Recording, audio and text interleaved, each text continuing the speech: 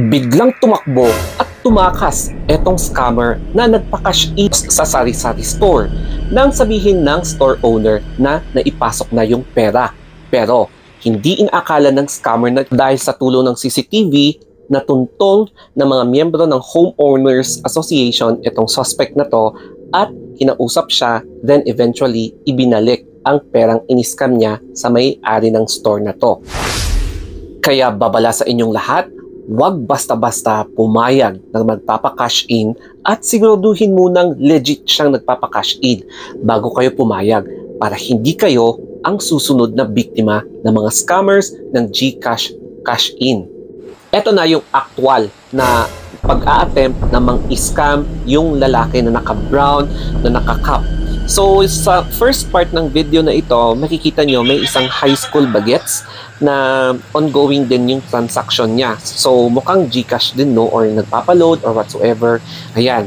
So ang unang nasa isip ko, baka hahablutin niya yung cellphone, no? Pero hindi. Inantay niya munang matapos yung transaction ng bagets na ito bago turn na niya. So panoorin natin ang eksenang yan.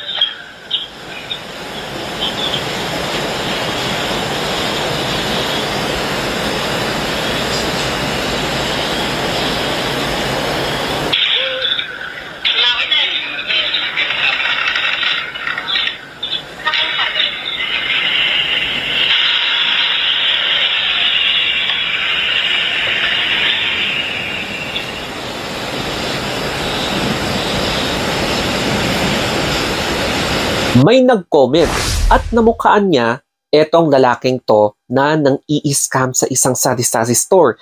Tapos sabi niya, mukhang yan yung lalaking pumunta sa store nila and nagpapakash in daw ng mahigit na 4,500 or 5,000 mga ganon.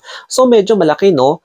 Tapos, nagpapasalamat si ate sa video dahil talamak ngayon ang GCash in scam. So, kunwari daw, sinabi niya na nakapasok na kahit na hindi naman. Tapos, biglang tumakbo etong lalaking yan na meron pa daw siya atang bibilhin na pangbisyo niya, tapos iniwan daw niya. Kasi nga, akala ng scammer na yan, nagtagumpay siya. Pero hindi niya alam, inisahan siya ng store owner. Nangyari ang insidenteng ito sa may bandang North Caloocan. If I'm not mistaken, doon sa may Bagumbang. Ayan. Tapos, courtesy nga pala sa nag-send sa akin ng video na ito, and sabi niya, this is taken by or uploaded by Homeowners Association doon sa North Caloocan. And ang purpose is to raise awareness, lalong-lalo na sa mga sari-sari store owners o kaya yung mga nagsa-sideline na nagpapa-cash in, na ingatan nyo kung sino yung nagpapa-cash in sa inyo lalong-lalo na kapag medyo kahina-hinala yung mga taong gusto magpa-cash in. Kasi mahirap na, no? Yung tiwala talaga. Hindi basta-bastang pumayag sa mga nagpapa-cash in, lalo na kapag medyo malaki.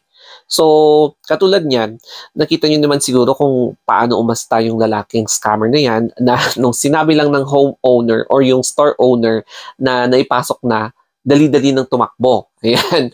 So, mag-ingat-ingat kayo kasi para hindi kayo yung susunod na biktima. Ayan. Nangyari po yung insidenteng yan, um, I guess, noong September 2. Yan, if I'm not mistaken, noong September 2. So, latest na nangyari yan, no? Kahit na almost 2 weeks na ang nakakaraan. Kaya mag-ingat-ingat tayo kasi lalong-lalo na hindi pa nahuhuli ang taong ito na nang i-scam sa mga sari-sari store. Tsaka as much as possible, huwag niyong ipapahiram yung mga phone nyo na nakalagin yung GCash nyo kasi mahirap na, no, kapag merong mga pakialamero na nakikipag-text, yun pala, sisilipin kung magkano yung laman ng GCash mo.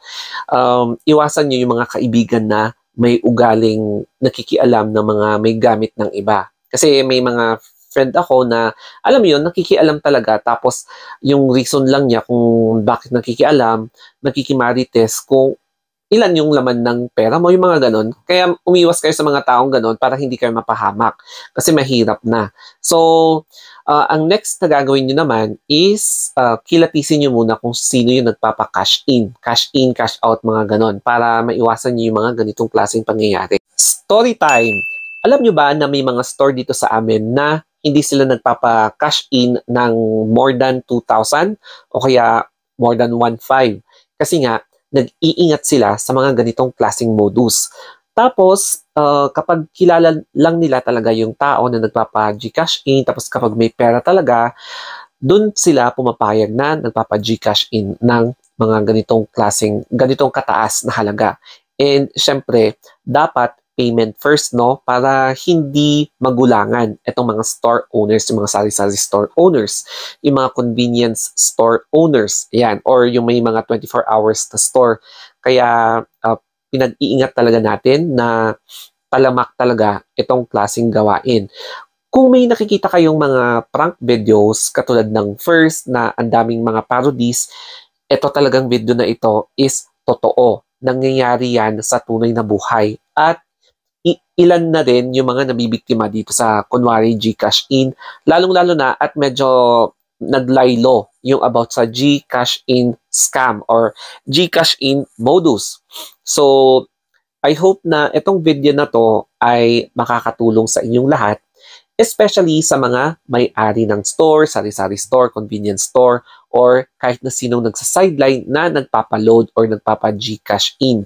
Kasi mahirap kumita ng pera and hindi natin talaga maiwasan na kahit na yung mga ibang kawatan na malulusog, malalaki ang katawan, ay hindi talaga marunong lumaban ng patas.